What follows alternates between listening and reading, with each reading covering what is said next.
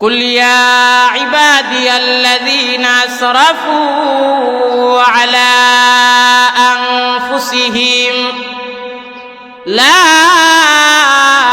তাকনাতু মির রাহমাতিল্লাহ।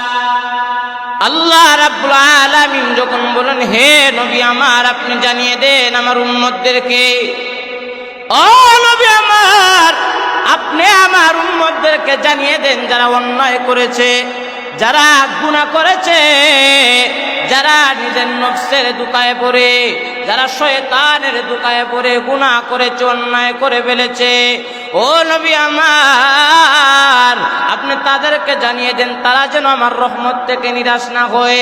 লা তাকনাতু মির রাহমাতিল্লাহ। ও নবী আমার, আপনি আমার উম্মতদেরকে জানিয়ে দেন, আপনার উম্মতদেরকে জানিয়ে দেন তারা যদি গুনাহ করে ফেলে, তারা যদি অন্যায় করে ফেলে, তাহলে যেন তারা আমার কাছে তাওবা করে। আল্লাহ রাব্বুল আলামিন বলেন, ইয়া আইয়ুহাল্লাযীনা আমানু তুবু ইলাল্লাহি তাওবাতান নাসুহা। মহান আল্লাহ রাব্বুল আলামিন বলেছেন, বান্দা, তোমার দ্বারা বড় গুনাহ হয়ে গেছে, তোমার দ্বারা বড় অন্যায় হয়ে গেছে, তুমি শয়তানের দুকায় পড়ে বড় অন্যায় করেছো, বড় গুনাহ করে ফেলেছো।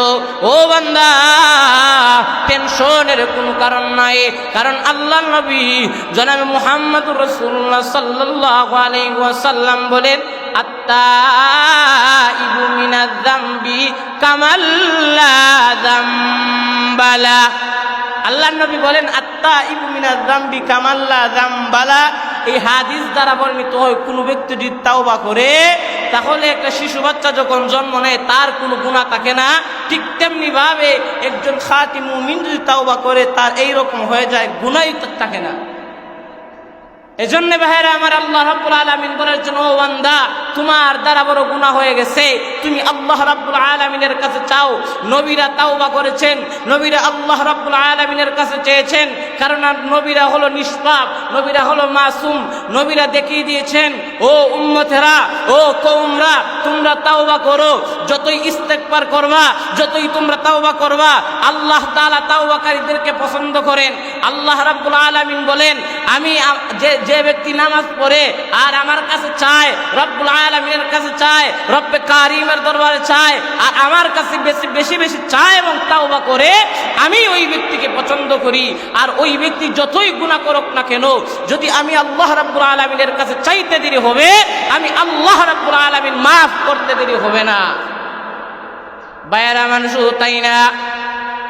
আমরা মুসলমান, অথচ আমরা গুনাহ করি কিন্তু তাওবা করি না। পয়গম্বর মূসা আলাইহিস সালাতু ওয়াস সালামের জামানায় একটা দুর্ভিক্ষ দেখা দিয়ে দেয়, বৃষ্টি হয় না। পয়গম্বর মূসা আলাইহিস সালাতু ওয়াস সালাম যখন জামানার মধ্যে বৃষ্টি হয় না, বৃষ্টির অভাব, ভাইরা আমার, পয়গম্বর মূসা আলাইহিস সালাতু ওয়াস সালাম ৭০,০০০ মানুষদেরকে নিয়ে যখন একটা ময়দানে যখন হাজির হলেন, একটা মাঠের মধ্যে গেলেন, যাওয়ার পর যখন আল্লাহ রাব্বুল আলামিনের কাছে দোয়া করেন, আল্লাহ, আমাদের বৃষ্টি দরকার, বৃষ্টি হয় না, জমিনটা পাটল হয়ে গেছে, জমিনটা ফেটে গেছে, ও প্রভু আমার, আমার কওমরা বৃষ্টি চাইতেছে, বৃষ্টি দরকার। আল্লাহ রাব্বুল আলামিন যখন জানিয়ে দেন, ও পয়গম্বর মূসা, তোমার এই যে ৭০,০০০ মানুষ আছে, ওই মানুষের ভিতরে এমন একজন মানুষ আছে যে ব্যক্তি ৪০ বছর ধরে গুনাহ করে কিন্তু তাওবা করে না। কয় বছর? ৪০ বছর। আওয়াজ দিতে হবে, কয় বছর? ৪০ বছর ধরে গুনাহ করে কিন্তু তাওবা করে না। ও পয়গম্বর মূসা, তুমি যদি ওই ব্যক্তিকে বলো ওইখান থেকে বের হয়ে যাইতে, তাহলে আমি বৃষ্টি দিয়ে দিব। ওই সময় যখন পয়গম্বর মূসা রেগে বলেন, কে রে এমন গুনাহগার আছো এই ময়দানের ভিতরে, এই মজলিসের ভিতরে, বের হয়ে যাও, এখান থেকে তুমি বের হয়ে যাও। ওই ব্যক্তিটা মনে মনে বলে, ও আল্লাহ, আমি ৪০ বছর ধরে গুনাহ করি কিন্তু আমার গুনাহটা প্রকাশ হয় না। ও প্রভু আমার, আজকে যদি এই সমাবেশ থেকে আমি চলে যাই, আজকে যদি মজলিস থেকে আমি চলে যাই, তাহলে অপমান হয়ে যাব, মানুষ জেনে যাবে, এলাকার মানুষ জানবে আমি গুনাহগার, আমি গুনাহ করি, কিন্তু আমি তাওবা করি না। ভাইয়ারা আমার, ওই ব্যক্তি আল্লাহ রাব্বুল আলামিনের কাছে যখন দোয়া করে, মনে মনে দিল থেকে যখন দোয়া করতেছে, প্রভু আমার দ্বারা বড় অন্যায় হয়ে গেছে, আমি বড় গুনাহ করেছি, আমি বড় অন্যায় করেছি, ও প্রভু আমার, আমাকে আপনি মাফ করে দেন। আল্লাহ তাআলার পছন্দ হয়ে গেছে, ওই আল্লাহ রাব্বুল আলামিন ওই 40 বছর ধরে গুনাহ করে ওই ব্যক্তিকে রাব্বুল আলামিন মাফ করে দিয়েছেন। সুবহানাল্লাহ বলেন। ভাইয়ার আমার, শুধু তাই না, আল্লাহ রাব্বুল আলামিন বলেন, ওয়াল্লাযীনা ইযা ফাআলু ফাহিশাতান আও যালামু আনফুসাহুম যাকারুল্লাহা ফাস্তাগফিরু লিযুনুবিহিম ওয়া মান ইয়াগফিরু যুনুবা ইল্লাল্লাহ ওয়া লাম ইউসিররু আলা মা ফাআলু ওয়া হুম ইয়ালামুন। আল্লাহ বলেন, যারা মুমিন হবে, যারা পরহেজগার হবে, যারা তাকওয়াবান হবে, তারা যদি গুনাহ করে ফেলে তাহলে তারা পাগল পারা হয়ে যাবে তাওবা করার জন্য। কথা বলেন ঠিক কিনা? কিন্তু আমরা গুনাহ করি, আমরা আল্লাহ রাব্বুল আলামিনের কাছে তাওবা করি না।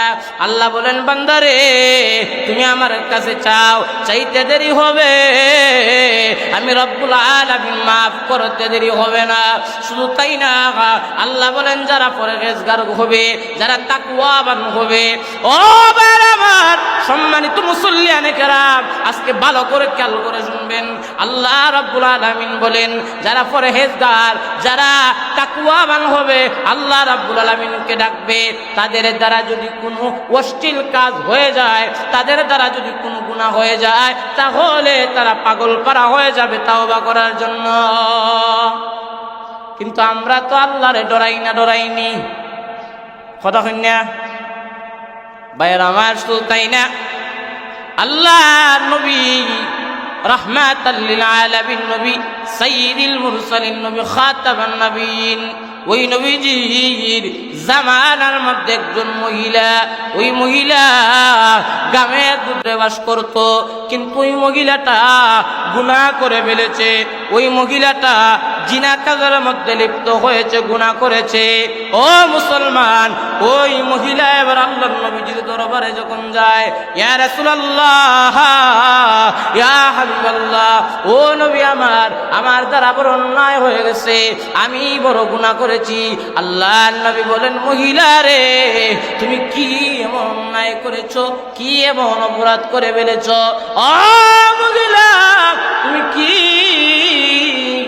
এমন অন্যায় করেছো, পাগল পারা হয়ে গেছো তাওবা করার জন্য? ও মহিলা এবার যখন জবাব দে, ইয়া রাসূলুল্লাহ, ইয়া হাবিবাল্লাহ, নবী, আমি জিনা কাজের মধ্যে লিপ্ত হয়েছি, ওই জিনা কাজের মধ্যে লিপ্ত হয়েছি, অন্যায় করে ফেলেছি। ও নবী আমার, আমাকে আপনি ইসলামের আইন অনুযায়ী শাস্তি দেন। আল্লাহ নবী বলেন, মহিলা রে, এখন তুমি চলে যাও, তোমাকে এখন শাস্তি দেওয়া যাবে না, কারণ ওই মহিলার একটা সন্তান ছিল, ওই সন্তানটা ছোট ছিল। আল্লাহ নবীজির সামনে যখন আসলেন, ইয়া রাসূলুল্লাহ, ইয়া হাবিবাল্লাহ, ও নবী আমার দ্বারা বড় অন্যায় হয়ে গেছে, আমি বড় গুনাহ করেছি। আল্লাহ নবী রাহমাতুল লিল আলামিন যখন বলেন, ও মহিলা, তুমি এখন চলে যাও, আর কিছুদিন পর আসবা, তোমার ওই সন্তানটা যখন খাইতে অভ্যস্ত হবে, এখন তোমার সন্তানটা ছোট, তুমি অপরাধ করেছো, কিন্তু তোমার সন্তানটা তো কোনো অপরাধ করেনি। কারণ এখন যদি তোমাকে শাস্তি দেয়, ইসলামের আইন অনুযায়ী যখন তোমাকে শাস্তি দিব, তখন তুমি মারা যাওয়ার পর তোমার সন্তানটা কি করবে? ও মহিলা, তুমি চলে যাও, তোমাকে কোনো শাস্তি দেওয়া যাবে না। ভাইয়েরা আমার, দেখেন, একটা মহিলা গুনাহ করেছে, অন্যায় করেছে, অপরাধ করেছে, আল্লাহ রাব্বুল আলামিনের কাছে অনুতপ্ত হয়েছে, ভয় হয়, জাহান্নামের ভয় হয়, কিন্তু আমরা ভয় করি না। ও মুসলমান, আমরা নামাজই পড়ি না।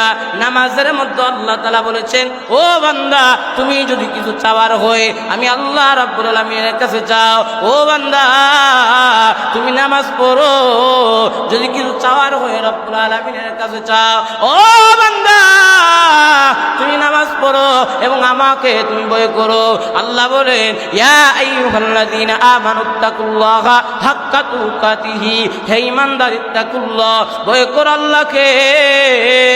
হাক্কা তুকাতিহি, শুধু ভয় নয়, ভয়ের মতোই ভয় করো। ওয়ালা তামুতুন্না ইল্লা ওয়া আনতুম মুসলিমুন, ও বান্দা, ও মুমিন ঈমানদার, তুমি যখন মারা যাইবা তখন মুসলমান হয়ে তুমি মারা যাইও। ও মুসলমান, এজন্য ঈমানকে পরিপূর্ণ করতে হবে। ও বান্দা, তুমি যখন মারা যাইবা, মারা যাওয়ার পর যখন তোমাকে কবরে রাখা হবে, প্রশ্ন করা হবে মার রাব্বুকা, তোমার রবকে। ও বান্দা, জবাব দাও। ওমা দীনুকা, তোমার দিনটা কি ছিল, তুমি কোন ধর্মে ছিলে। ওমান নাবিয়ুকা, নবীকে দেখানো হবে এবং বলা হবে ওই ব্যক্তিকে তুমি চিনোনি, দুনিয়ায় থাকতে কি দেখছো।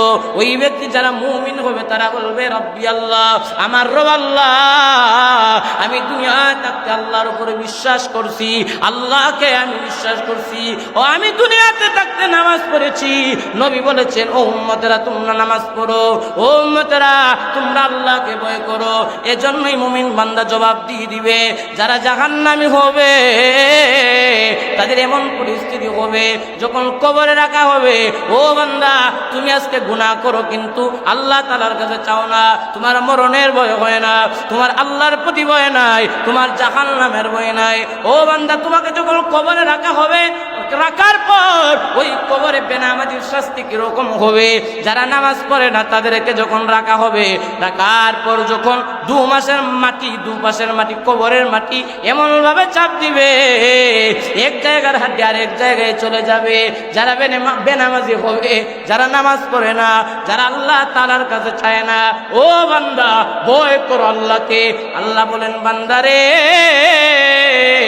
তুমি যতই গুনাহ করো কিন্তু রব্বুল আলামিনের কাছে চাও, আমি আল্লাহ রব্বুল আলামিন তোমাকে মাফ করে দেব।